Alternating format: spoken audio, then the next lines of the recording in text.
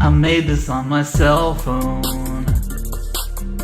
with a Moment lens. You guys know I love my little jingles, so there's a new one for you. I don't know how often I'm gonna use it, but hey, if you're new here, hi, I'm Lou.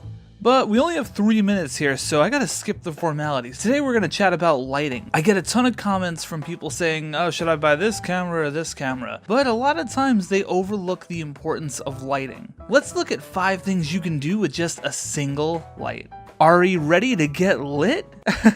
I'll be using this handsome Ari Fresnel light, but you can literally use any light. A work light from the hardware store, a paper lantern from IKEA, all the way up to legit video lights. The first setup is known as Rembrandt lighting. We achieve this by placing our light on a 45-ish degree angle in front of the talent. Our talent today is the legend himself, Chris Langers. Huge fan of his photography. Make sure you check him out on Instagram. Tell him I sent you. Anyway, Rembrandt lighting gives you some really nice shadows, which gives your image depth, which is good. It's characterized by a little pool of light that pops up on the cheek beside the nose, and it's usually kinda sort of a bit of a triangle.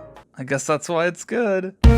Next up, we have side lighting. If we plop the light directly to the side of the talent, we can create a really edgy, harsh division within the frame. This will illuminate Chris, but it will cast the far side of Chris into shadows. This could be great for your next drama. It could symbolize a character who's struggling between good and evil. It could represent the literal collision of light and dark within a character. It could show the audience that you only have one light. Oh, wait a second, we're not trying to make that obvious. If you scoot your light behind the talent, you'll get yourself that crispy silhouette look. It's also known as backlighting. This lighting setup is great because not only does it conceal the identity, but it also gives you nice crispy detail around the edges, the hairline, all that fun stuff. And here's a bonus tip for you. If your subject's ears are glowing to an extreme degree, you can slap some tape on them. That'll help reduce that glare. It's a helpful improvement. Keep that in your back pocket. I like to call this next one over the camera because you guessed it, I put the light up over the camera. And you want it looking down at your subject. You want a slight angle, nothing too insane, but this gives a nice flat look. The shadows won't be insane on this setup, so it's pretty handy for commercial work or weddings. And last but not least, I have a very situational one for you. Let's say you need to incorporate moving lights. Maybe a car is passing by, maybe someone's shining a spotlight or a flashlight around the frame and you need that light to sweep by your subject. Well, just loosen up the light and swing it around on the light stand. Just be careful not to burn yourself because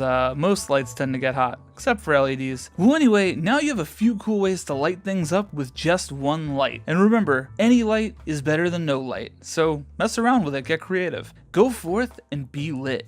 Alright, I love you, bye!